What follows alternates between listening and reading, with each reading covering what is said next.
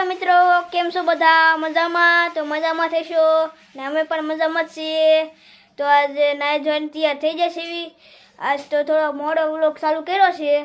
તો જો 11 વાગવા આવ્યા છે. તો હવે અમે નાઈ ધોઈને તૈયાર થઈ જશે એવી. અને હવે અમે જો જામફળ પાડ્યા હતા, મમ્મીએ પાડ્યા હતા. એક જ પાડ્યું જો એક પાડ્યું હતું પાકલ.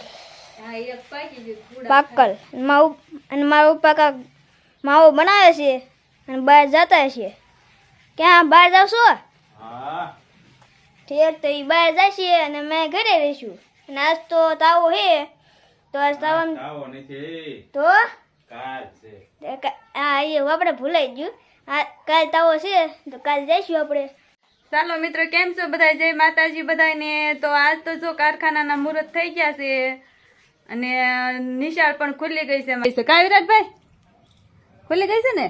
આજ નિશાળે જવાનું છે? નહીં જવાનું? તો અમારે વિરાટભાઈ ને આજ નિશાળે નહીં જવાનું. જો આજ કે કારણ કે સાફ સફાઈ કરાવે ને તો એને ભાઈને બહુ બળ પડે સાફ સફાઈ કરવી, તે એને નથી જવાનું નિશાળે. આજ કાલથી મોકલી દેવાનો છે. જો મિત્રો, આપણે રોટલીનું કામકાજ ચાલુ થઈ ગયું છે, રાંધવાનું. ભીંડો સુધારીને મૂક્યો છે. ભીંડો સુધારીને મૂક્યો. ભીંડાનું શાક બનાવવાનું છે. ભીંડાનું શાક ને રોટલી. ચાલો, ભીંડાનું શાક અને રોટલી બનાવવાની તૈયારી થઈ ગઈ છે. બનાવી નાખો પેલા, પછી ભીંડાનું શાક બનાવો. છે.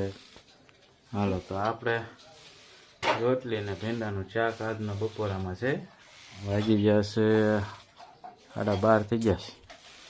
અમારા વિરાટભાઈ જો આજ કઈ નિશાળે ગયા નથી અને આવા વળ ખાય જો. વળ ખાઈ રાખે. નિશાળ કેમ ન ગયો? આ રીતે સાફ સફાઈ કરાવે એવું બધું હોય ને એટલે એ કે આજના જે નથી જવું કે કાલ જાય. સારું કીધું, કાલ જાય. સાફ સફાઈ કરાવે નિશાળમાં ઈ ત્યારે જ જવાય. સાફ સફાઈ કરવી હોય સાફ સફાઈ કરવી પડે કાંઈ હા, કરવી જ પડે. તો ત્યાં વિદ્યા આવે ને. હા, ભણા કહેવાય. નિશાળમાં સાફ સફાઈ કરે ને તો વિદ્યા આવે, તમને ખબર પડે છે. હે આજ હાશી આજ જ હોય કે ઓલું કૂતરા ને બધું હેંગી ગયા હોય ને એ સાફ સફાઈ કરવાનું. અમારે વિરાટભાઈ કે આજ ગયા નહીં કે આજ સાફ સફાઈ કરવાની જાવ, કાલથી જાય કે સારું કે કાલથી જઈજો. તો મિત્રો, આપણે ભીંડાનું શાક થવા માંડ્યું છે. કકડવા મેકી દીધું છે. રોટલી તો તૈયાર થઈ ગઈ છે. શાક બાકી જોશે. પેલા રોટલી બનાવી નાખી મગર પછી હોય કા? પેલા શાક બનાવી નાખી. પેલા બનાવી નાખી. પેલા રોટલી બનાવી નાખી પછી શાક રાખ્યું, નગર પેલા શાક બનાવી નાખે પછી રોટલી કરે. આપણે કાંઈ વાંધો નહીં, પેલા રોટલી હોય કે પેલા શાક હોય, ખાવાનું કામ. શાક થઈ જાય એટલે ખાઈ લઈએ. અમારો વિરાટભાઈ જો ચિત્રકળામાં ચિત્ર મીંડે દોરો. શું દોરશો? કોપી કી છે. શું બધું બનાવ્યું છે? જોવા દેતો છે.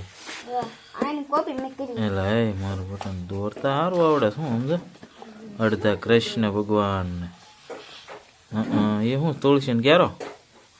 વાહ ભાઈ વાહ, તારો નંબર આવે. શું આમાં તો મસ્ત દોર્યું.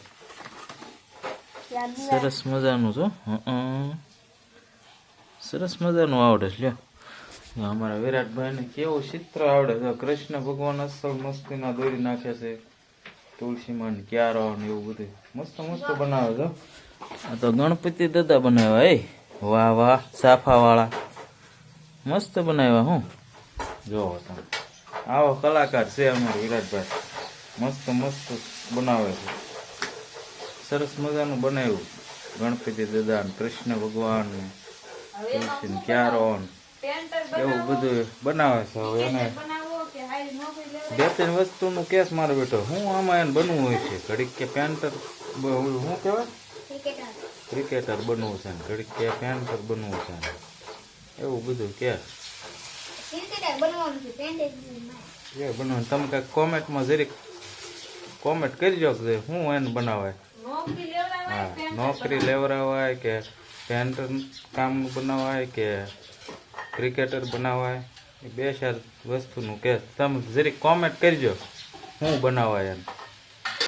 હાલો અમારે બપોરાનું ટાણું થઈ ગયું છે આજ, અને અમારે બપોરાના ટાણામાં જો અમે ભીંડાનું શાક બનાવ્યું છે.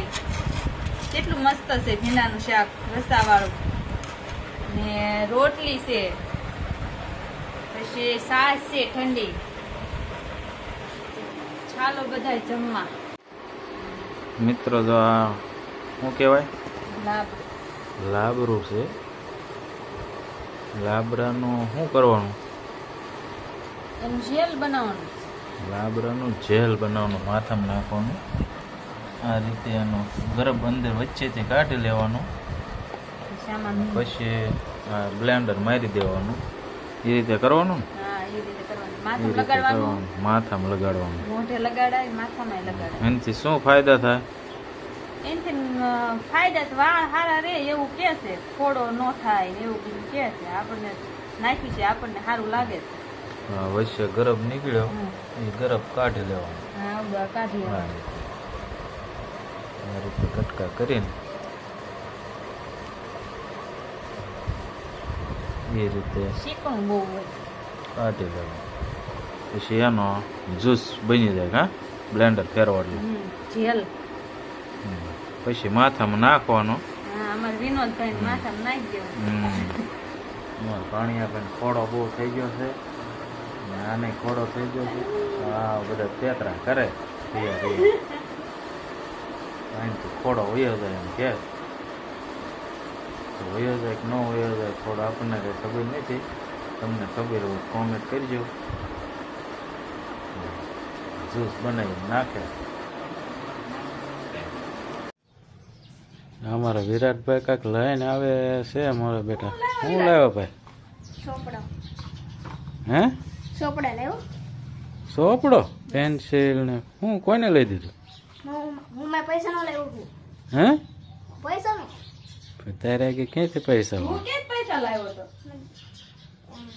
કોને લઈ દીધું? દાદાએ લઈ દીધો હતો. હે?